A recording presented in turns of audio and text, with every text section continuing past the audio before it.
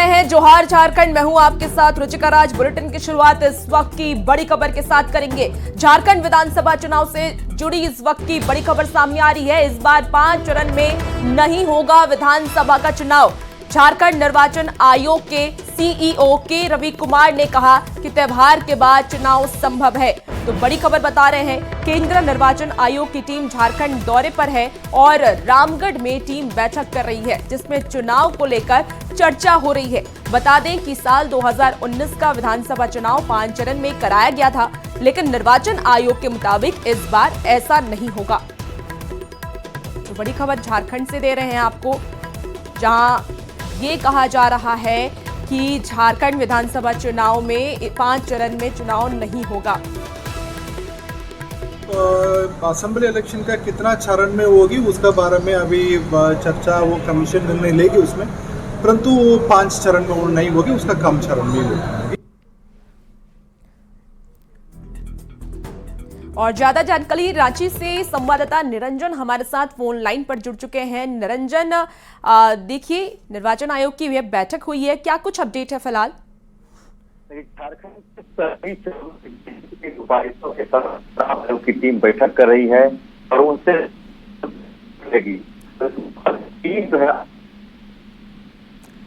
निरंजन, आपकी आवाज इस वक्त साफ नहीं आ पा रही है हम तक, कुछ तकनीकी खराबी हो सकती है। तो आपको एक बार फिर से ये जानकारी दे दें कि झारखंड विधानसभा चुनाव को लेकर की ये बड़ी जानकारी सामने आ रही है। 5 चरणों में नहीं होगा विधानसभा का चुनाव। तो झारखंड निर्वाचन आयोग के सीईओ के रवि कुमार ने कहा है कि त्योहार के बाद चुनाव संभव है।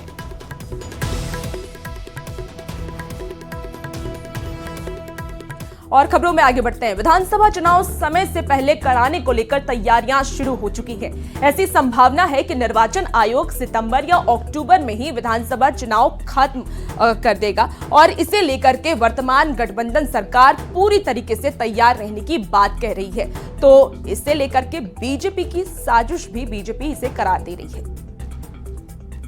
काफी परेशानी का सामना करना पड़ा। बहुत लंबा एक उबाऊ सा कार्यक्रम चुनाव का निर्धारित किया गया, चुनाव आयोग ने निर्धारित किया। वो अगर 2-3-4 महीना पहले कराया जाता तो मुझे लगता है राहत मिलती लोगों को, वोटर टर्नआउट भी बढ़ता। लेकिन वहाँ कोई जल्दीबाजी नहीं थी। यहाँ पर 4 महीने पहले करा रहे हैं, 3 महीने। अब देखिए इनकी कथनी कितनी जल्दी बदलती है। माननीय मुख्यमंत्री हेमंत सोरेन ने स्पष्ट रूप से कहा था कि अरे आप आज का चुनाव करा लो, हम पूरा तैयार हैं। अब बीजेपी का कहा था उन्होंने सुपड़ा साफ कर देंगे, लेकिन अब ग्राउंड रियलिटी इनको पता चल रही है कि ये साफ होने जा रहे हैं। ये लगता है कि हमारी मुकम्मल तैयारी 81 विधानसभा के सीटों पे है और हम पूरी मजबूती के साथ विधानसभा के चुनावों में तैयारी कर रहे हैं। कार्यकाल के पहले अगर चुनाव की घोषणा केंद्र सरकार के दबाव में अगर चुनाव आयोग करती है तो स्वाभाविक तौर पे हमें लगता है कि कहीं ना कहीं यह लोकतंत्र के लिए भी ठीक नहीं है।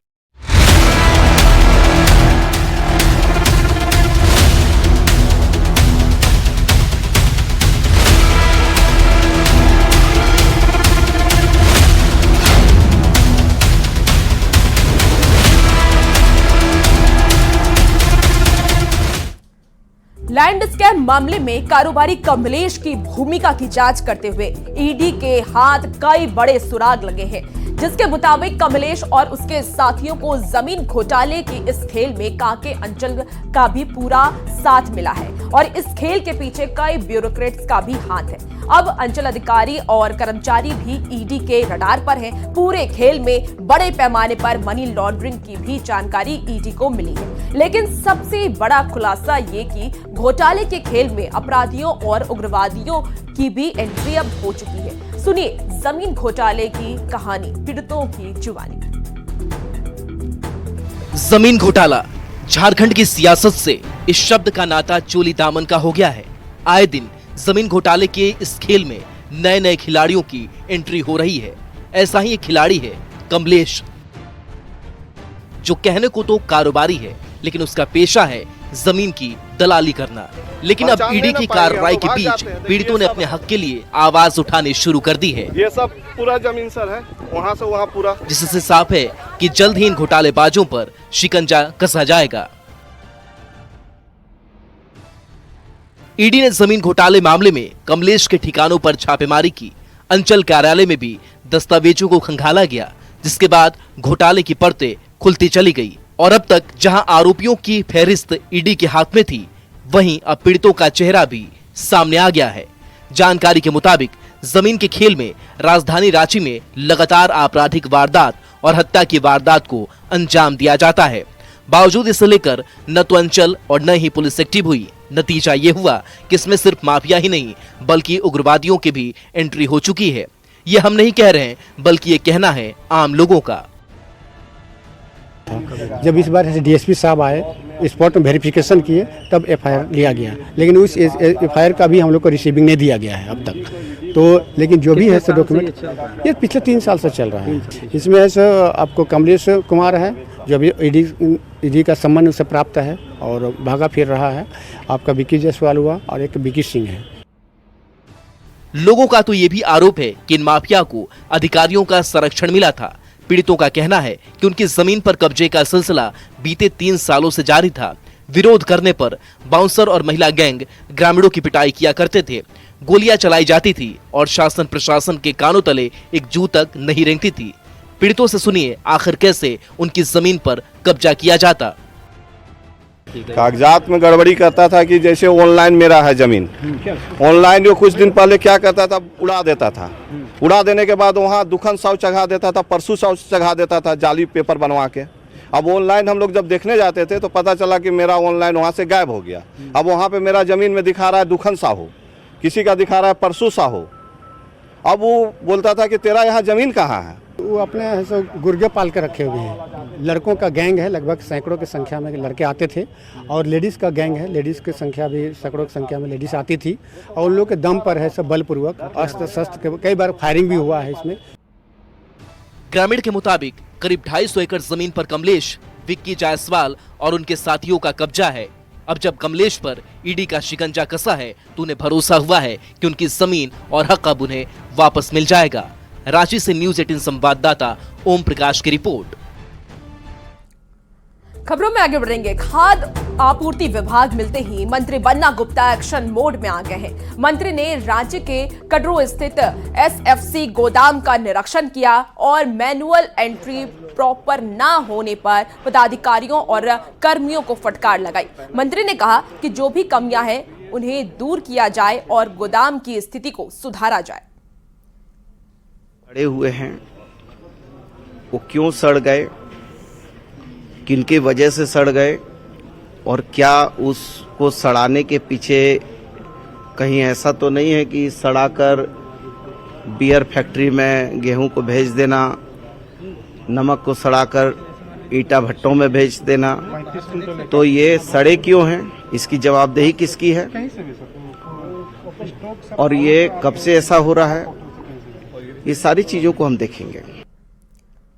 राज्य के मोरहाबादी मैदान में सहायक पुलिस कर्मियों का आंदोलन 10वें दिन भी जारी है। पुलिस कर्मियों का ये कहना है कि सरकार हमारी बातों पर ध्यान नहीं दे रही है। इतने सालों में सरकार की ओर से सिर्फ भरोसा दिया जा रहा है। मौके से ज्यादा जानकारी दे रहे हैं न्यूज़ 18 के संवाददाता संजय सिन्हा। मोरहाबादी मैदान में सहायक पुलिस कर्मियों का आंदोलन लगातार जारी है। 2 जुलाई से शुरू हुआ यह आंदोलन अभी तक अंजाम तक नहीं पहुंचा है और लगातार जो 12 जिलों के जो अति नक्सल प्रभावित जिले हैं वहां से जो सहायक पुलिसकर्मी लगातार आंदोलन कर रहे हैं और हर जिले में जो अपना अपना जिले का कैंप लगा हुआ है, हर कैंप में खाना बनता है समय पर। कहते हैं कि आंदोलन भले ही चल रहा हो लेकिन भूख समय पर लगती है। क्या कर रहे हैं आप लोग? क्या कर रहे हैं भैया, आलू छिल रहे हैं, शाम की तैयारी चल रहा है खाना। हाँ, हम लोग भूख नहीं रह सकते है ना, गाँव द्वार छोड़ करके यहाँ बहुत दिक्कत हो रही है हम लोग को। दिक्कत हो रही है जी। अरे बोल रहे हैं कि अभी तक किसी से कोई ठोस बातचीत हुई आप लोगों की? हम लोग का अभी तक कोई ठोस बात नहीं हुई है। सरकार अभी तक हम लोग का बात नहीं सुन रहा है। तो मुश्किलों की बात आती है कि मुश्किल कितनी आ रही है? मुश्किल तो इतना आ रहा है कि हम लोग के उम्र हो चुका है, देखिए रहे हैं आप, 27-28 वर्ष तक हो चुका है। अभी तक से हम लोग मैंने हित उतारते हैं शादी के लिए ना, तो पूछ के कितना है तो सैलरी कितना मिल रहा है तो 10,000, तो बोलते कि वर्दी में होके 10,000 मिलता है, भाग जाते हैं। और भी ढेर सारा लड़का लड़की है ना, अभी तक से शादी कर चुका है सबको। लड़का लड़के का है। शादी नहीं हो पा रही है, कौन बाप अपनी बेटी को देगा? बोले अभी तक जो लगातार विधानसभा का विशेष सत्र था, कोई बात अभी तक आगे नहीं बढ़ी। बात बढ़ी नहीं है, बात हुई है। और होने में जो आश्वासन का ही एक झुंझुना बार बार सुनाया जा रहा है, दिखाया जा रहा है, लेकिन माननीय सरकार के जो प्रमुख लोग हैं, अधिकारी हैं, मंत्री जी हैं, मुख्यमंत्री साहब हैं, हम लोग के ठोस निराकरण करें, इसका जल्द से जल्द हमको फलाफल दें, ताकि आश्वासन 4.5 साल से सुनते सुनते कान पक गया है। तमाम चीजें चलती रहती है, लिहाजा लोग सहायक पुलिसकर्मी उम्मीद कर रहे हैं कि मानसून का महीना भी आ गया है, बरसात भी हो रही है, जल्द अगर समस्या का समाधान हो तो अपने घर लौट सकें। कैमरा पहागे के साथ संजय कुमार सिन्हा, न्यूज़ 18 रांची। खबरों का सियासत की खबरों का करेंगे। झारखंड सरकार के मंत्री हाफिजुल हसन विवादों के घेरे में है। बीजेपी युवा मोर्चा ने अरगोड़ा थाने में शिकायत दर्ज कराई है। मंत्री हाफिजुल हसन ने शपथ की शुरुआत एक धार्मिक पंक्ति से, जिस पर बीजेपी ने आपत्ति जताई। वहीं राष्ट्रगान के दौरान भी कपड़े ठीक करते हुए वीडियो खूब वायरल हो रहा है, जिसको लेकर बवाल मचा हुआ है। मंत्री होके आप अगर इस तरह का व्यवहार कर रहे हैं, राष्ट्रगान के समय कपड़ा को दिखा रहे हैं, और पूरे देश में ये वीडियो वायरल हो रहा है, सारे तरफ झारखंड का सर तो शर्म से झुकी रहा, पूरे देश में भी थू हो रहा है। तो ये झारखंड सरकार के एक मंत्री द्वारा किया गया जो कृत्य है, वो किसी की तरफ से मुकदमा होना चाहिए, ये एक्सेप्टेबल नहीं होगा। इस संबंध में हम लोगों ने उनके खिलाफ में प्राथमिकी दर्ज करने के लिए आवेदन दिया है। विश्व जनसंख्या दिवस पर राज्य भर में कार्यक्रम किया गया। इसमें स्वास्थ्य मंत्री जेपी नड्डा और स्वास्थ्य राज्य मंत्री अनुप्रिया पटेल वीडियो कॉन्फ्रेंसिंग के जरिए जुड़ी हैं। आपको बता दें कि कार्यक्रम में बीजेपी विधायक सीपी सिंह भी शामिल हुए। इस दौरान सभी ने जनसंख्या को लेकर जागरूकता फैलाने की बात की। विश्व जनसंख्या दिवस है, 11 जुलाई को हर साल हम लोग मनाते हैं, और ये केवल 11 जुलाई को नहीं, ये तो एक सिंबॉलिक है, लेकिन हम लोग तो 2 महीने तक, मिनिमम 2 महीने तक इस कार्यक्रम को करते हैं, ताकि जागरूकता फैला सकें कि छोटा परिवार, सुखी परिवार को लेके, परिवार नियोजन के साधनों को लेकर के, और साथ ही साथ जो बास्केट ऑफ चॉइस है, यानी चॉइस जो है वो जनता का है, पब्लिक का है। विश्व जनसंख्या दिवस है, लेकिन साल में एक बार हम मना करके और सिर्फ रस्म अदायगी ही करते हैं। इसके लिए जरूरी है कि ये चीज़ें गांव-गांव तक जानी चाहिए। गांव तक नहीं पहुंचे तो कम से कम ब्लॉक स्तर तक पहुंचे, वहाँ के लोगों के बीच बड़ा सा आयोजन करके, और यदि आप वहाँ इसके बारे में क्या फायदा है ये बताएंगे, तभी इसका फर्क पड़ेगा। अन्यथा हो क्या रहा आज के दिन। चाईबासा में डायरिया का कहर थमने का नाम नहीं ले रहा है। गुदरी प्रखंड के जोनो गांव में डायरिया से एक बुजुर्ग की मौत हो गई है। बता दें कि प्रखंड के कई गांवों में गंदा पानी पीने की वजह से लोग डायरिया के चपेट में आ रहे हैं। इन गांवों में आज तक चापाकल या साफ पानी की सुविधा नहीं पहुंची है, लिहाजा लोग नदी नाले का गंदा पानी पीने को मजबूर है। सबसे हैरान करने वाली बात यह है कि जिले में स्वास्थ्य विभाग की ओर से 1 जुलाई से 31 अगस्त तक दस्त रोकथाम अभियान चलाया जा रहा है, लेकिन सुदूर इलाकों में लोगों को इस अभियान का लाभ नहीं मिल पा रहा है और इलाज के अभाव में मौत हो रही है। देखिए न्यूज़ 18 संवाददाता रुपेश प्रधान की रिपोर्ट। वाटर बोर्न डिजीज उस तरह का बीमारी का फैलाव, ये उस तरह का चीज से अगर किसी की मृत्यु होगी तो उसकी संभावना हो सकती है। तो उसकी जांच के लिए मैं अपने टीम के साथ, चिकित्सा दल के साथ, मैं आज गुलीकरा पंचायत के मैं जोनो गांव में जा रहा हूं और मैं देखता हूं कि वहां किस तरह की स्वास्थ्य संबंधी समस्याएं हैं। अगर किसी भी तरह का बीमारी अगर कुछ फैल रही है, या वाटर बोर्न डिजीज हो या किसी भी तरह की बीमारी, तो उसकी रोकथाम के लिए निरंतर लगातार कैंप की जाएगी और उस बीमारी का हर बीमारी का रोकथाम की पूरी प्रयास की जाएगी। पश्चिमी सिंहभूम जिला के सुदूर क्षेत्र में स्थित गुदड़ी प्रखंड के जोनो गांव में एक वृद्ध की मौत की सूचना मिली है और जिसे बताया जा रहा है कि वो कई दिनों से दस्त से पीड़ित था और पर्याप्त इलाज नहीं मिल पाने के कारण उसकी मौत हो गई है। और पहले जो सूचना मिली है कि 2-4 दिन पहले भी वहां 2-3 लोग दस्त की शिकायत लोगों को थी, बीमार थे, वो हालांकि अभी ठीक हो गए हैं। और इस गांव के बारे में मैं बता दूं कि यहाँ चापाकल कई टोलों में नहीं होने के कारण लोग नदी नाला का पानी पीते हैं। और वर्ष 2019 में भी इस गांव में डायरिया की समस्या हुई थी, जिसमें 2 लोगों की मौत भी हो गई थी और दर्जनों लोग डायरिया के आक्रांत में आ गए थे। तो अभी जैसे प्रभारी चिकित्सा पदाधिकारी के द्वारा यहाँ बताया गया कि वहाँ उनके द्वारा विजिट किया जा रहा है। आज मेडिकल टीम के साथ वो वहाँ पहुँच रहे हैं इस घटना के बाद, और वहाँ क्या बाकी लोगों की स्थिति है और कोई लोग बीमार हैं नहीं है, इसका जांच किया जाएगा और वहाँ पर कैंप भी किया जाएगा। रुपेश प्रधान, न्यूज 18, चाईबासा।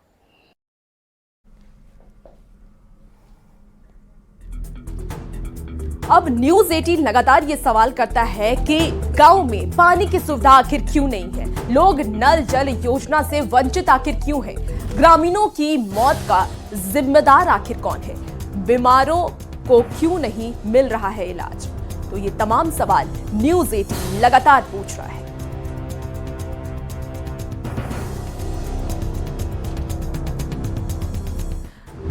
गोड्डा में जनता की लापरवाही का मामला सामने आया है, जहां लोग अपने गाय को आवारा पशुओं की तरह सड़क पर दिन रात के लिए छोड़ देती है और दूध निकालने के लिए घर ले जाते हैं और दोबारा सड़कों पर छोड़ देते हैं, जिससे शहर में सड़कों पर लगातार गायों की संख्या बढ़ती जा रही है और जानवरों का खुलेआम सड़क पर घूमना अब लोगों के लिए परेशानी का सबब बनता जा रहा है।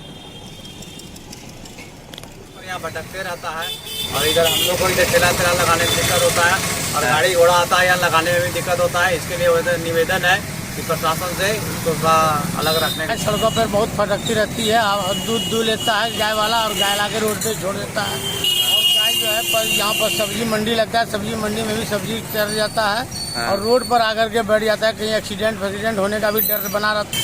सर गाय से तो बहुत तरह की क्षति हम लोग को भी है, लोगों को भी हो रहा है, कई बार आके सब्जी को भी नष्ट करती है। लोगों को समझना होगा कि हम जब पशु रखे हैं तो उसको अपने पशु को उसका व्यवहार करके उसको छोड़े नहीं। सरकार की ओर से भी कुछ नियम हैं कि इस तरह के लोग छोड़ते हैं तो उसका पशु को जब्त कर लिया जाएगा, जब्त करके उसको गौशाला में दे दी जाएगी। लेकिन दुर्भाग्य बस इस जिले में एक भी गौशाला नहीं।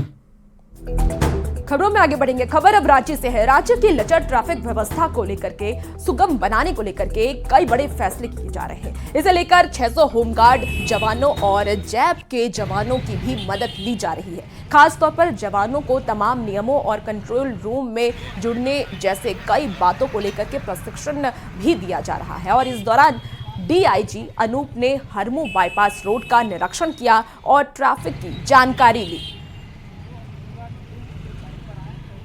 ऑनरेबल हाई कोर्ट के ऑर्डर के बाद सरकार की तरफ से 600 होमगार्ड जो अतिरिक्त दिए गए हैं रांची में ट्रैफिक व्यवस्था को दुरुस्त करने के लिए, उनकी भी ट्रेनिंग कराई गई है और उनको विभिन्न चौक चौराहों पर नियुक्त किया गया है। इन सब चौक में एक्चुअली जा करके और ट्रैफिक पुलिस कर्मियों को ब्रीफिंग किया ऑन द स्पॉट। उनकी जो ड्यूटीज़ में उनको जो सावधानी लेनी है, किस तरह से उनको ड्यूटी करनी है, इसके बारे में उनको बताया गया। और वहाँ पर जो हमारे जैप 10 की महिला जवान जो मौजूद थी, जो ट्रैफिक संभालती हैं, या होमगार्ड के जो महिला और पुरुष जवान हमारे थे, उनको ब्रीफ किया गया और उनको बताया गया कि आपको एक टीम के रूप में काम करना है।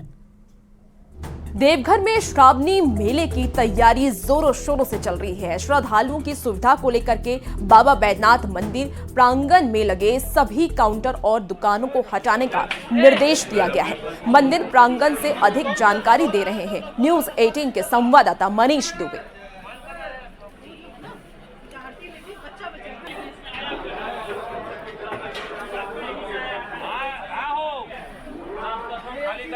जो है कुछ अवैध दुकानों के कारण बहुत ज़्यादा मंदिर प्रांगण जाम हो गया है, जिसमें जो श्रद्धालु आते हैं काफ़ी भीड़ भाड़ हो जाती है और उसको हम लोग फिर कंट्रोल करने में मुश्किल होती है। इसलिए हम लोग जो है पुलिस प्रशासन मिलके और हम लोग मंदिर प्रशासन मिलके जो है सभी लोग अवैध रूप से लगाए हुए काउंटर हैं, जो लोहे के काउंटर बने हुए हैं, उनको परमानेंट स्ट्रक्चर जो बना लिए हैं उन लोग को हम लोग हटा। और इस बीच इस वक्त की बड़ी खबर राज्य से सामने आ रही है। जमीन घोटाला मामले में ईडी की जांच तेज कर दी गई है। रांची के एनआईसी दफ्तर में भी ईडी पहुंची। जमीन के ऑनलाइन रसीद की कर रही है जांच। तो कांके अंचल में जमीन के अवैध कब्जे का ये पूरा मामला है। और ज्यादा जानकारी के लिए रांची से संवाददाता ओम प्रकाश हमारे साथ जुड़ चुके हैं। ओम प्रकाश, देखिए जमीन घोटाले मामले को लेकर के ईडी ने अब जांच तेज कर दी है, क्या कुछ अपडेट है फिलहाल? जी, बता दें कि जिस तरह से कांके अंचल में जो गड़बड़ियां पाई गई हैं, जो रजिस्टर 2 में हेरफेर किया गया है, जाहिर तौर पर जो ऑनलाइन एंट्री के समय जो रशीद का ऑनलाइन जो एंट्री किया जाता है उसी दरमियान उन कागजातों में हेरफेर किया गया है, जिसकी जानकारी जुटाने को लेकर ईडी की टीम जो है वो एनआईसी दफ्तर की गई थी, ताकि तमाम जो जानकारियां हैं वो सामने आ पाए कि आखिर ये किस तरह से हुआ है। फिलहाल एनआईसी के द्वारा इस बाबत जानकारी जो है वो बाद में उपलब्ध कराने की बात कही गई है। वहीं ईडी की टीम के द्वारा भी मामले में जो जांच है वो तेज की गई है। जी देखिए, ऑनलाइन रसीद की बात की जा रही है, ऑनलाइन रसीद के जरिए ये जांच की जाएगी, तो क्या फिलहाल कोई जानकारी मिली है कि किन किन जरिए ये जांच की जाएगी? ऑनलाइन क्या कोई ऐप के जरिए की जाएगी या और कोई जरिया है? जी, बता दें कि जो ऑनलाइन रसीद होते हैं उसकी एंट्री जो होती है वो सॉफ्टवेयर के माध्यम से होती है, और उसी दरमियान जिस तरह से मैनुअल एंट्री की जो डिजिटलाइजेशन किया जाता है उसी दरमियान कंप्यूटर ऑपरेटर, जो कि पूर्व में भी कई बार इस तरह की चीजें जो हैं वो सामने आ चुकी हैं, तो ऐसे में ईडी की जांच का जो दायरा है वो कंप्यूटर ऑपरेटर और खासतौर से एनआईसी डिपार्टमेंट की तरफ भी जा रहा है कि किस तरह से ये पूरा खेल चल रहा था, क्या इसके पीछे किस तरह का नेक्सस काम कर रहा था। इन तमाम चीजों की जानकारी जुटाने को लेकर ईडी हर जगह पहुंच रही है। ठीक है ओम प्रकाश, बहुत शुक्रिया तमाम जानकारी के लिए। और फिलहाल इस बुलेटिन में इतना ही। एक नजर इस वक्त की हेड